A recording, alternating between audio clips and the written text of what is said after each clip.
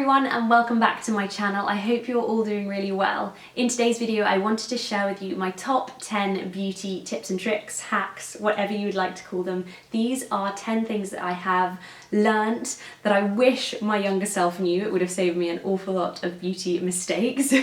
But these are 10 things that I have picked up to make your beauty life that little bit easier.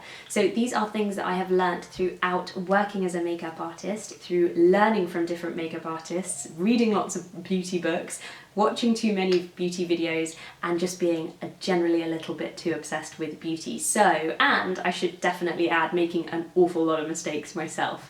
So I really hope that you guys like it. If you do like this video, please be sure to give it a thumbs up and consider subscribing to my channel. And without further ado, let's get into the video. So my first tip is all about making sure your makeup stays in place throughout the day. So the thing that I would recommend is using a setting spray to help hold your makeup in place throughout the day. I would definitely recommend using powders to set any cream and liquid formulas that you put on your face, but as last sort of step in your makeup routine, I would really recommend using a setting spray, especially if you're going to be out all day, or if you're going to an occasion, like an event like a wedding or any other kind of event that you want to make sure you don't have to touch up your makeup throughout the day. Setting sprays are fantastic because they don't add a lot of weight to your face, so it doesn't make you feel like you're wearing an extra layer of product. They're a really lightweight mist that you can just spritz on your face and it will help hold any products that you have on your face in place.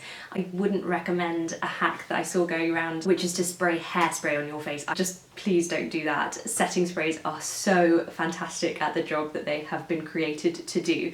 There are so many different setting sprays on the market. I love Urban Decay setting sprays. I'm a big fan of them. Max Fix Plus is really good as well. I have got a couple with me that are from the much more affordable end of the market. So this is Collection's Prime and Ready Dewy Makeup Fixing Spray, and it is very good. And this is the Maybelline Lasting Fix setting spray. Again, really good. You can pick up different setting sprays depending on your skin type and depending on the finish that you want for your makeup. So like this Collection one, you can get sprays that are designed to make sure that your skin looks a little bit more glowy and dewy, and you can also get sprays that are designed to mattify your skin and give you a more matte look if you suffer with oily skin, or if that's the finish that you would like for your makeup on that day. If you do suffer with your makeup sliding off throughout the day, definitely invest in a setting spray. You can pick one up for under £10, under £25, and they are really a game changer when it comes to making sure your makeup stays in place throughout the day. So my second tip is all about lip balm, which is a product that most people carry in their handbag, and how lip balm can solve a lot of issues if you're out and about and something goes wrong with your makeup, or if you just want to top it up. So my first tip with lip balm, and this is just a clear lip balm. A Vaseline is fantastic, but definitely get the clear one. A really good way to use a clear lip balm is to use it as a highlighter, so you can just dab it onto your high points of your cheekbones and it gives a lovely natural glow to your skin. Another way you can use lip balm is as an eyebrow gel. If you grab yourself a disposable mascara wand, you know those ones that you find at pretty much every beauty counter, that they have a sort of stack of mascara wands, and you can also buy them in bulk. So if you grab yourself a disposable mascara wand, an old clean mascara wand, if you dip it in lip balm, you can then just use it as an eyebrow gel, so you can just flick up and use it to set your eyebrows in place. If you are running low on eyebrow gel, or if you are out and about and you need to tame your brows, if you've got lip balm and a disposable mascara wand, you are good to go. Tip number 3 is all about bobby pins, and the first thing I would say, which this was actually news to me quite a few years ago, but the correct way to use a bobby pin is actually with the bobbly side closest to your head. So if that is your bobby pin, you want the bobbly side closest to your head and the smooth side on top, because some people use it with the smooth side closest to your head. That actually means that you don't have any grip. If you want the pins to grip, use it with the bobbly side against your head. A couple of tips with enhancing your bobby pins staying power is to spray them with hairspray. So you can just spritz hairspray onto your bobby pin and then use it to pop in your hair. That way you give the pin a little bit of extra grip in your hair, so it normally will stay in place a little bit better than if you hadn't used the hairspray. Another tip I have with bobby pins, it's like 3 tips in one, is if you want an extra bit of hold in a hairstyle, this works really well for a bun or a plait, is to use a little twist when you put the pin in. So I will try and show you. So if you open the pin and you grab it and you want to pin something in, what you want to do is, instead of just sliding it into the hair like you would normally, you actually want to pin it and then twist it, if that makes sense. So it gives it a little bit of extra staying power. This works really well in a bun. This little bobby pin, twist and pin, I'm gonna call it, technical term. Tip number 4 is all about topping up your makeup when you are on the go. I've split this into 2 different parts depending on your skin type, because if you have oily skin, you are going to want to top up your makeup slightly differently to then if you have dry skin. Starting off with oily skin, if you find that you lose your makeup throughout the day because you are producing a little bit more oil, typically through your T-zones, that's your nose, forehead, down your chin, I would grab yourself a tissue, ta-da, and you're going to want to blot the excess oil off with a tissue. So you're just going to want to blot the areas that you're suffering with a little bit of excess oil, and then whatever powder you are then using, grab yourself your powder and a powder brush, and then you're just going to blot those areas. Now if you have dry skin, you are going to want to top up your makeup slightly differently, because typically when makeup wears on dry skin, it acts slightly differently than on oily skin.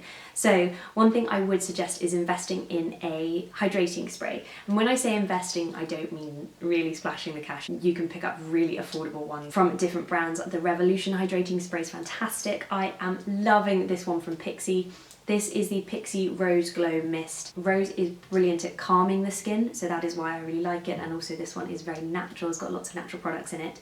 You just shake it up and spritz it on your skin for a bit of a skin refresh. It helps to hydrate your skin, and it also helps to just settle the makeup. It's really refreshing too.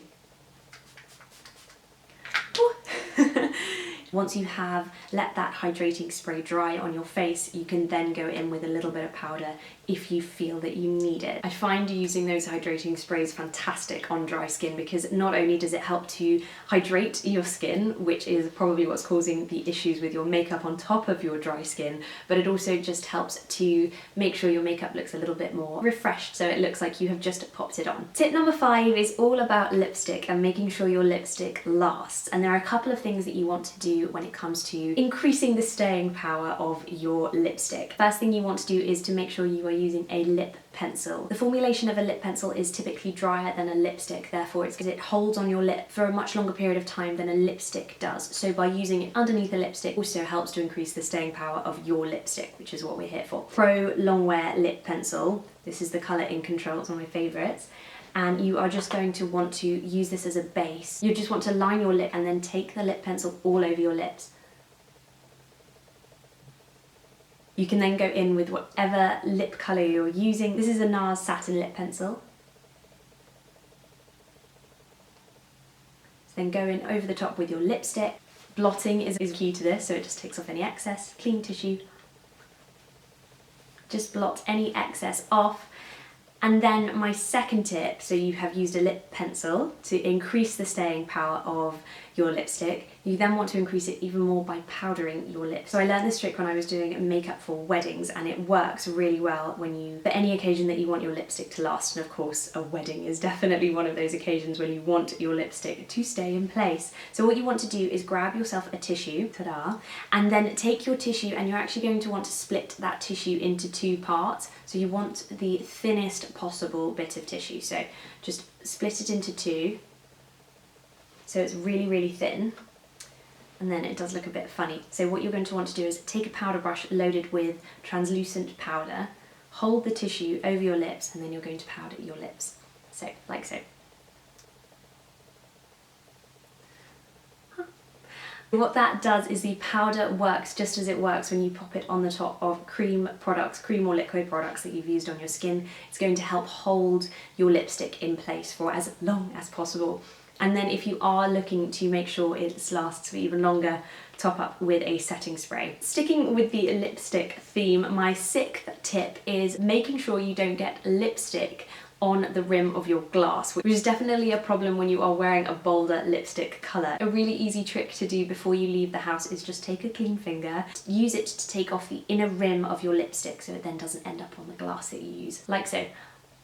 I just roll my finger just to make sure that you're taking off the inner rim of lipstick so it then doesn't end up on your glass. Tip number 7 is all about skincare, and it is about taking your skincare products down your neck, because I have been told that the first sign of aging normally happens on your neck, and people often neglect to use their skincare products on their neck area, so they often just finish on their face. You actually want to make sure you're taking your products down your neck. All the goodness from the products that you're using on your face ends up on your neck, help minimize any signs of aging. Tip number 8 is all about shaving, and it is to make sure if you are shaving and you don't have a shaving cream, you can also use conditioner. Most people have conditioner in their showers, and it is a really quick thing to grab to use to shave with if you don't have a shaving cream, and I find it works just as well. Helps create a nice barrier between your skin and the razor to minimize any form of shaving rash. It coats the hair and it leaves your skin really silky smooth. My 9th tip is all about your hair and making sure that you can get a little bit of extra shine when it comes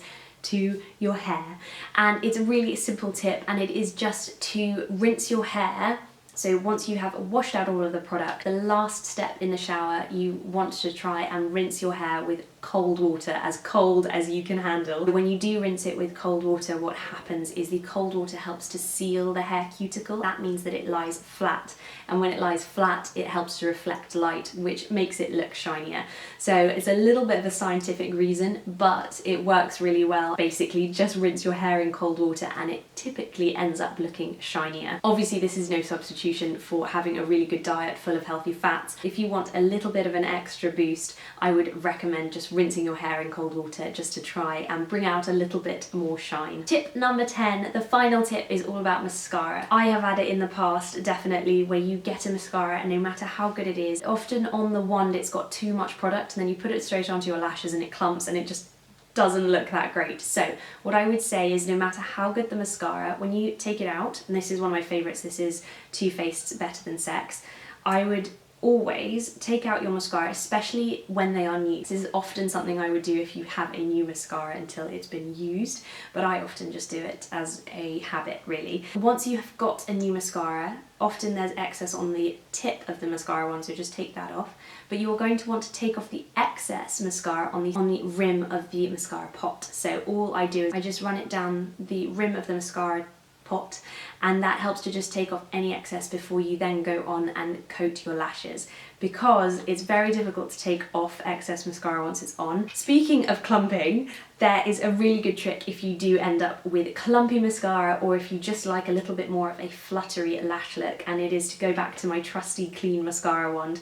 This is an old mascara wand that I have cleaned. You can use a disposable one, as I was talking about earlier. So I have cleaned this mascara wand and I use this to go through my lashes once they have mascara on. And I will just use this to go through and just kind of fan out my lashes and separate them, and it works really well to make sure you have very separated fluttery lashes. One thing I definitely would say about this tip, you'll get a little bit of fallout with the mascara if it is very dry when you do this, so I would make sure that your mascara isn't fully set when you run it through with this mascara wand. You shouldn't get into that kind of problem if you are doing it straight after application. So there you have it. Those are my top 10 beauty tips and tricks, things that I wish that I knew when I was starting out my beauty journey. It would have saved me an awful lot of beauty mistakes, but I think you learn the most when you make a mistake. I hope that you can learn from my mistakes. I really hope you guys liked this video. If you did like it, please be sure to give it a thumbs up, and I will see you next week with another video. Thank you so much for watching, guys. Bye!